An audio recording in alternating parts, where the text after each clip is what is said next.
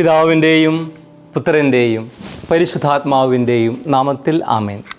പ്രിയൻ്റെ പ്രാർത്ഥനയിലേക്ക് എല്ലാവർക്കും സ്വാഗതം.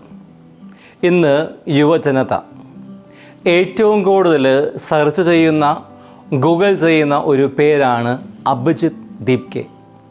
നമ്മളിൽ പലർക്കും അറിയാം, ഇന്ത്യയിൽ വൈറലായ കോക്രോച്ച് ജനതാ പാർട്ടിയുടെ സ്ഥാപകനാണ് 30-കാരനായിട്ടുള്ള അഭിജിത്ത് ദീപ്കെ.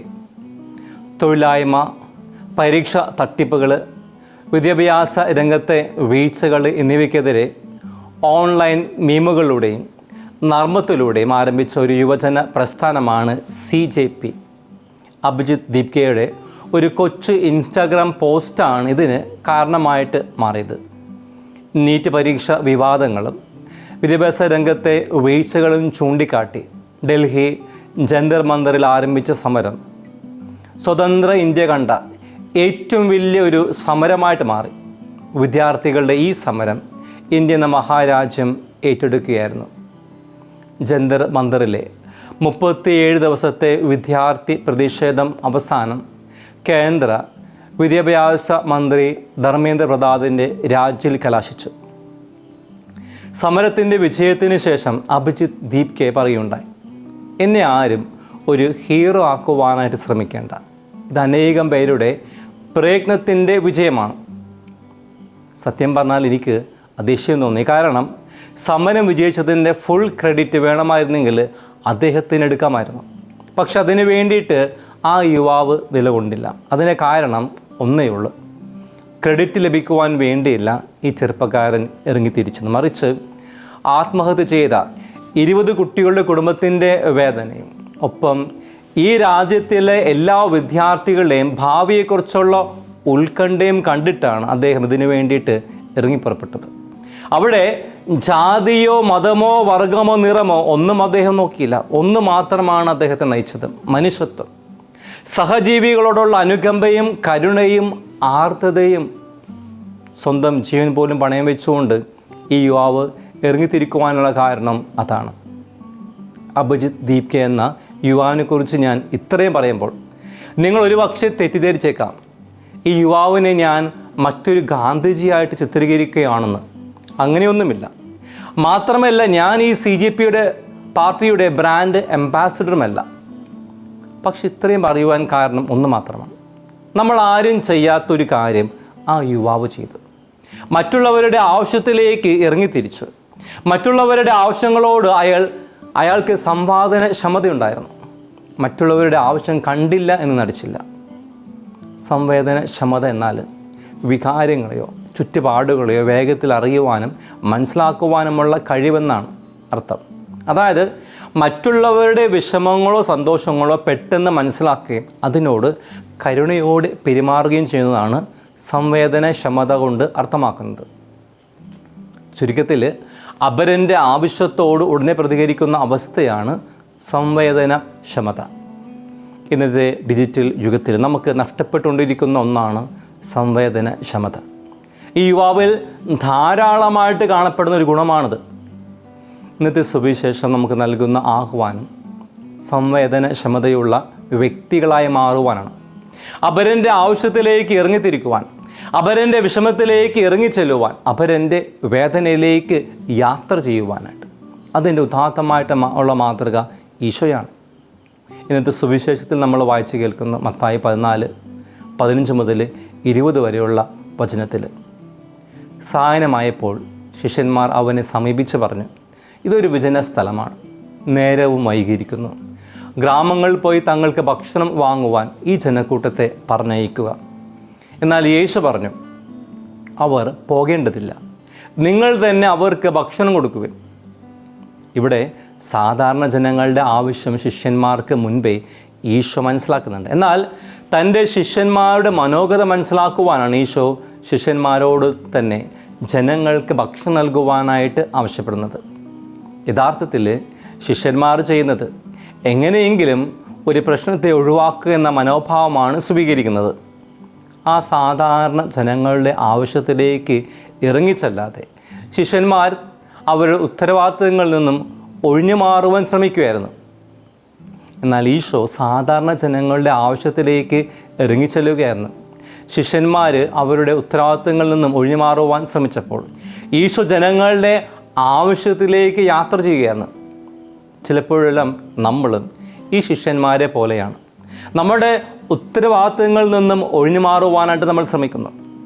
ഓർക്കാം, ഈ വചനം കേവലം ശാരീരിക വിശപ്പിനെക്കുറിച്ച് മാത്രമുള്ളതല്ല, മറിച്ച് മനുഷ്യൻ്റെ ആത്മീയവും ഭൗതികവും സാമൂഹികവുമായിട്ടുള്ള വിശപ്പുകൾക്ക് ഉത്തരം നൽകുവാൻ ക്രിസ്തു ശിഷ്യർക്ക് ഉത്തരവാദിത്വമുണ്ടെന്നുള്ള വലിയൊരു ആഹ്വാനം കൂടിയാണ്.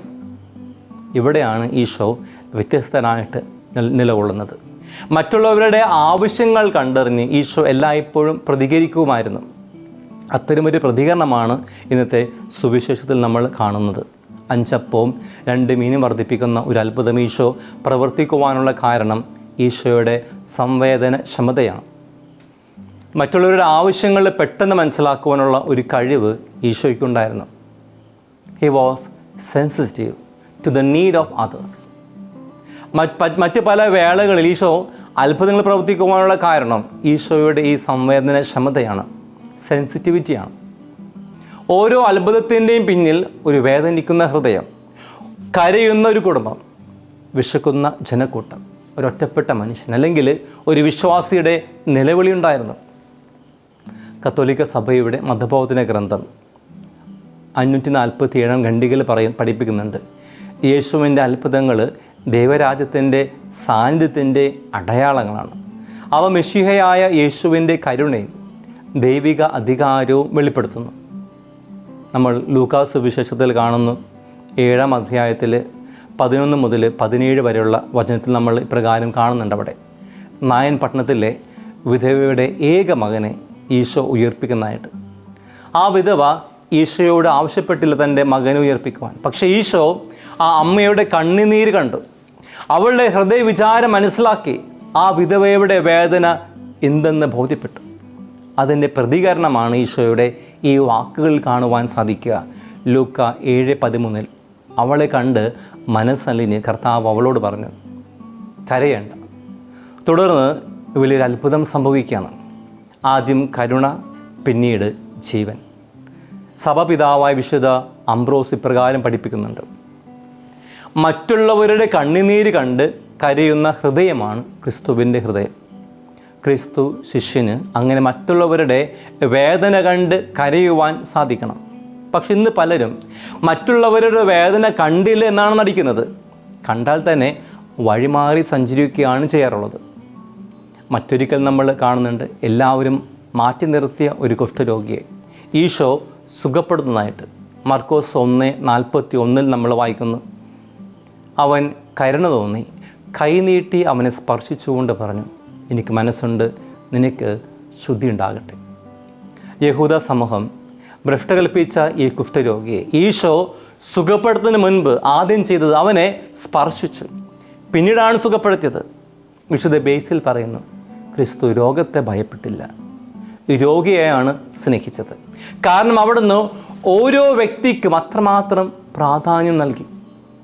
നമ്മൾ കണ്ടുമുട്ടുന്ന വ്യക്തികൾക്ക് അവർ അർഹിക്കുന്ന ബഹുമാനവും പരിഗണനയും നൽകുവാൻ നമുക്ക് സാധിക്കുന്നുണ്ടോ? മർക്കോസ് 10:46 മുതൽ 52 വരെ വചനത്തിൽ നമ്മൾ വായിച്ചു കേൾക്കുന്നുണ്ട്. ബർത്തിമോസ് എന്ന അന്ധയാചകനെ ഈശോ സുഖപ്പെടുന്നതായിട്ട്. ജനക്കൂട്ടം അവനോട് മിണ്ടരുത് എന്ന് പറഞ്ഞപ്പോൾ ഈശോ അവനെ അടുത്തേക്ക് വിളിച്ചു. സമൂഹം അവനെ തള്ളിയവനെ ദൈവം ചേർത്ത് പിടിച്ചു. 12 വർഷം രക്തസ്രാവമുള്ള സ്ത്രീയെ ഈശോ സുഖപ്പെടുന്നതായിട്ട് മർക്കോസ് 5:25 മുതൽ 34 വരെ വചനത്തിൽ നമ്മൾ വായിച്ചു കേൾക്കുന്നുണ്ട്. ഒരു സ്പർശനത്തിലൂടെ ഒരു പുതിയ ജീവിതം ആ സ്ത്രീക്ക് ലഭിക്കുകയാണ്. കാരണം ഈശോ അവളുടെ വേദന കണ്ടു. അവൾ രഹസ്യമായിട്ട് സഹിച്ചത് ഈശോ മനസ്സിലാക്കി. ഒരച്ഛൻ്റെ കണ്ണുനീരും ഒരമ്മയുടെ വേദനയും കണ്ടിട്ടാണ് ജൈറോസിൻ്റെ മകളെ ഈശോ ഉയർപ്പിച്ചത്. ലാസറിനെ ഉയർപ്പിക്കുവാനുള്ള കാരണം അവിടുന്ന് സ്നേഹിക്കുന്നവരുടെ വേദനയിൽ പങ്കുചേർന്നതുകൊണ്ടാണ്. യോഹന്നാൻ 11 നമ്മൾ വായിക്കുന്നുണ്ട്, ബൈബിളിലെ ഏറ്റവും വലിയ ചെറിയ വാക്യം, യേശു കരഞ്ഞു.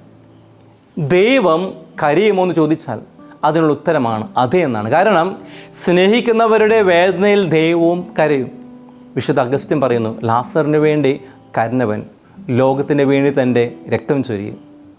യേശുവിൻ്റെ ഓരോ അത്ഭുതവും ഓരോ സന്ദേശം നൽകുന്നു. വിശപ്പുള്ളവനെ കണ്ടപ്പോൾ അവിടുന്ന് അവർക്ക് അപ്പം നൽകി. രോഗിയെ കണ്ടപ്പോൾ അവിടുന്ന് സുഖപ്പെടുത്തി. കരയുന്ന അമ്മയെ കണ്ടപ്പോൾ അവിടുന്ന് മകനെ തിരികെ നൽകി. ഒറ്റപ്പെട്ടവനെ കണ്ടപ്പോൾ അവിടുന്ന് സ്പർശിച്ച് സുഖപ്പെടുത്തി. മരിച്ചവനെ കണ്ടപ്പോൾ അവിടുന്ന് ജീവൻ നൽകി. അതിനാൽ യേശുവിൻ്റെ ഏറ്റവും വലിയ അത്ഭുതം രോഗശാന്തിയല്ല, മനുഷ്യനോടുള്ള അവിടുത്തെ അനന്തമായിട്ടുള്ള കരുണയാണ്. എല്ലാ അത്ഭുതത്തിൻ്റെ പിന്നിലെ കാതൽ എന്നത് ഒന്ന് മാത്രമാണ്, അവിടുത്തെ സംവേദനക്ഷമതയാണ്. പരിശുദ്ധ അമ്മയിലും ഈ വലിയ ഗുണം കാണുവാൻ സാധിക്കും. പരിശുദ്ധ അമ്മ എലിസബത്തിനെ സന്ദർശിക്കുവാനുള്ള കാരണവും കാനായിലെ കല്യാണത്തിൽ ഈശോ അത്ഭുതം പ്രവർത്തിക്കുവാനുള്ള കാരണവും പരിശുദ്ധ അമ്മയിലെ സംവേദനക്ഷമതയാണ്. ഇന്ന് കേരളം നിരവധി പ്രശ്നങ്ങൾ നേരിടുന്നു. ആത്മഹത്യകൾ, മയക്കുമരുന്ന്, വാർദ്ധക്യത്തിലെ ഏകാന്തത, യുവജനങ്ങളിൽ നിരാശ, കുടുംബ ബന്ധങ്ങളിലെ തകർച്ചകൾ, സാമ്പത്തിക പ്രതിസന്ധി. ഈ സാഹചര്യത്തിൽ യേശു ഇന്ന് നമ്മളോട് പറയുന്ന ഒരു കാര്യം, നിങ്ങൾ തന്നെ അവർക്ക് ഭക്ഷണം കൊടുക്കുവിനെന്നാണ്. അതപ്പമാകാം, ഒരു ആശ്വാസ വാക്കാകാം, ഒരു സന്ദർശനമാകാം, ഒരു പ്രാർത്ഥനയാകാം, ഒരു കൈത്താങ്ങാകാം. അതിനാൽ ഈശോയെപ്പോലെ മറ്റുള്ളവരുടെ വേദനകൾ, ദുഃഖങ്ങൾ, ആവശ്യങ്ങൾ അവ കണ്ടിട്ട് പ്രതികരിക്കുന്ന വ്യക്തികളായി മാറുവാനൊക്കെയായിട്ട് നമുക്ക് പരിശ്രമിക്കാം.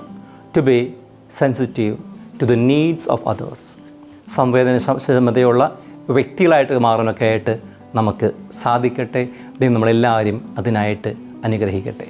പിതാവും പുത്രനും പരിശുദ്ധാത്മാവും നിങ്ങളെ അനുഗ്രഹിക്കട്ടെ. ഈശോ മിശിഹായ്ക്ക് സ്തുതിയായിരിക്കട്ടെ.